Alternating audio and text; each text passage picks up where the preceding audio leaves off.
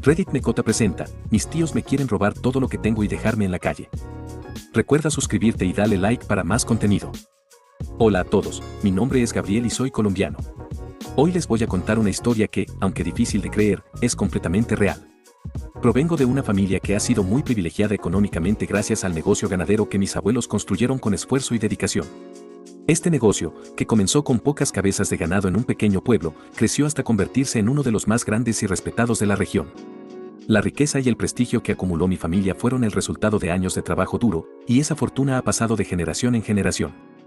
Desde pequeño, crecí rodeado de todo lo que un niño podría desear. Mis padres, a quienes amaba profundamente, siempre se aseguraron de que tuviera lo mejor. Mi madre era una mujer amorosa, siempre preocupada por mi bienestar, y mi padre, un hombre de principios, trabajaba incansablemente para darnos una vida cómoda y segura. La relación entre ellos era simplemente hermosa, se querían con una pasión que todos podíamos ver.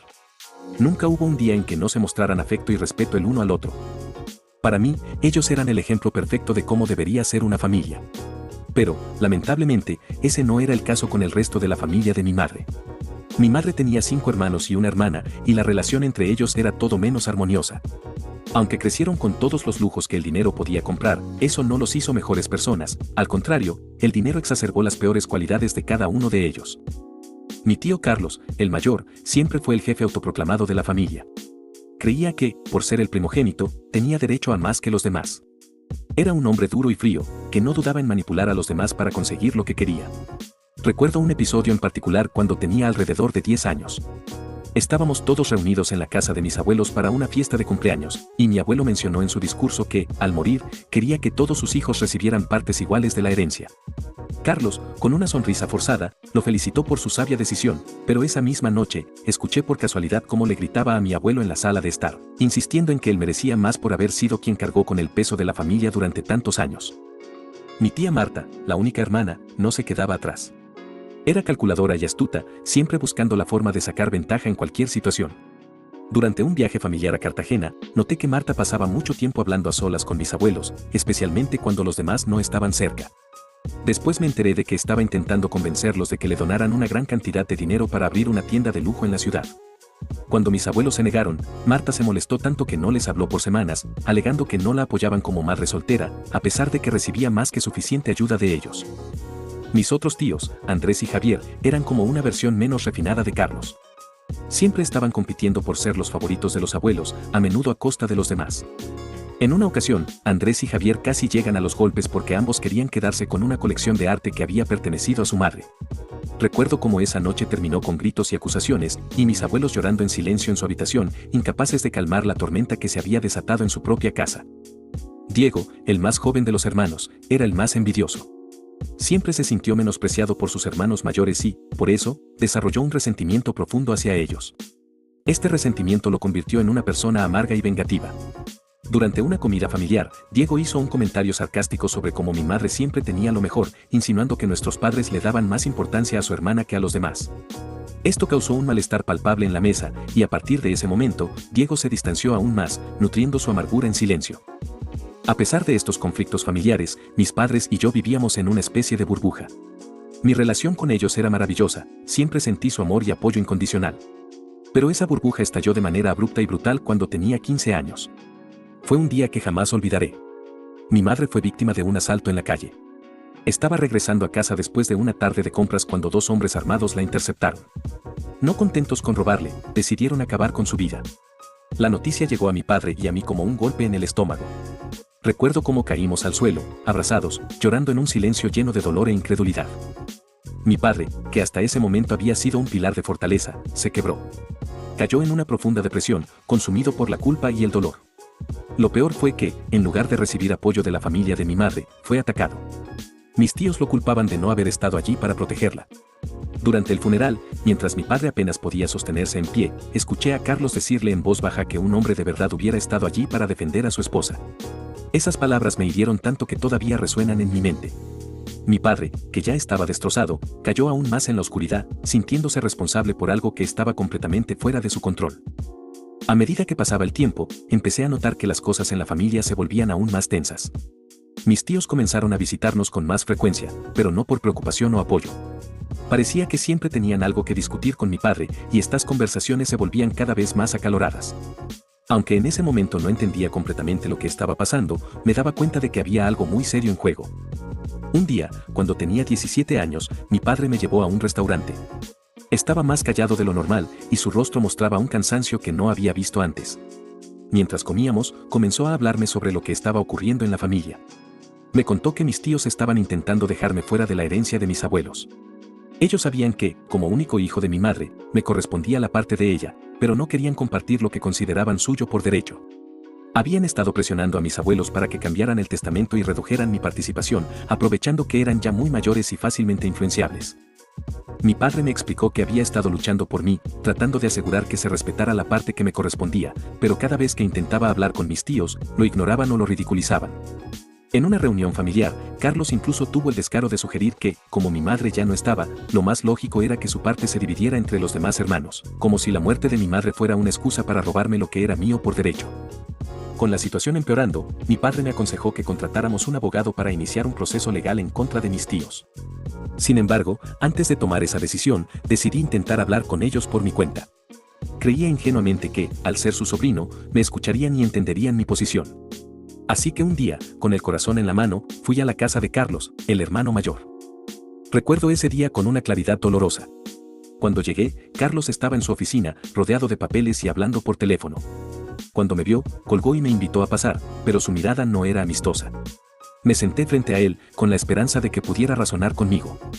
Le expliqué que entendía que el dinero era importante para todos, pero que mi madre había trabajado duro y merecía que su parte de la herencia fuera respetada.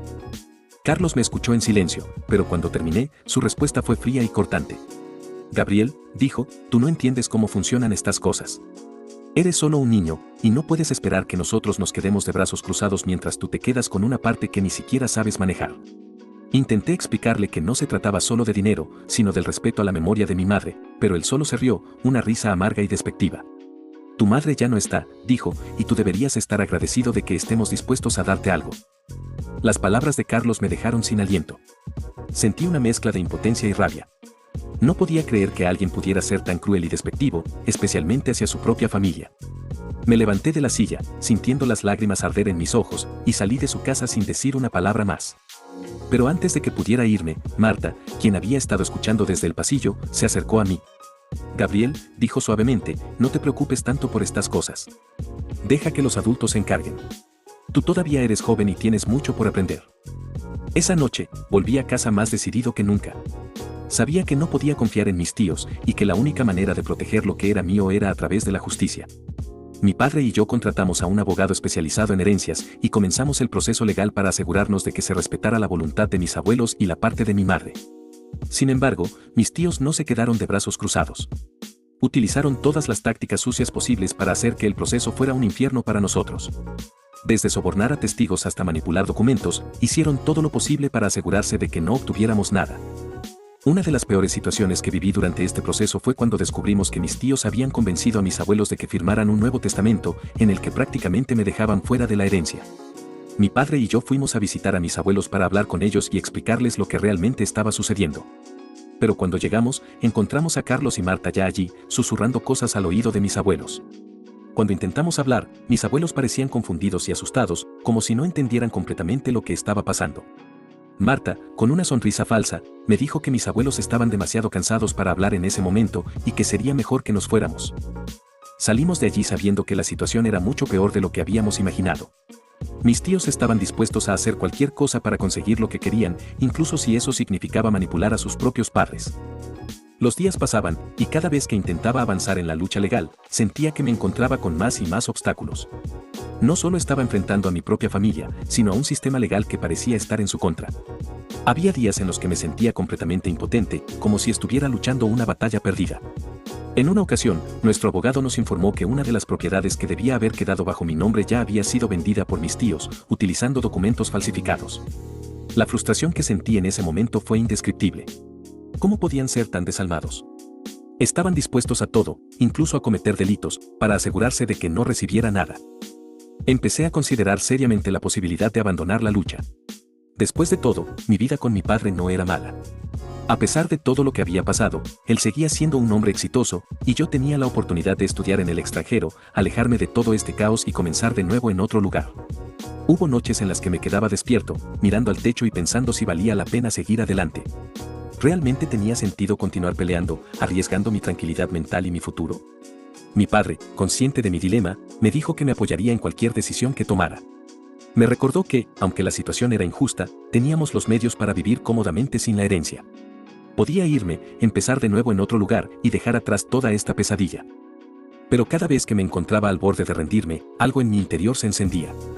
Era como si la voz de mi madre me susurrara al oído, recordándome que no se trataba solo de dinero. Era una cuestión de justicia, de honrar su memoria y de asegurarme de que su legado no fuera manchado por la codicia de otros. No podía simplemente darme por vencido y permitir que mis tíos se salieran con la suya.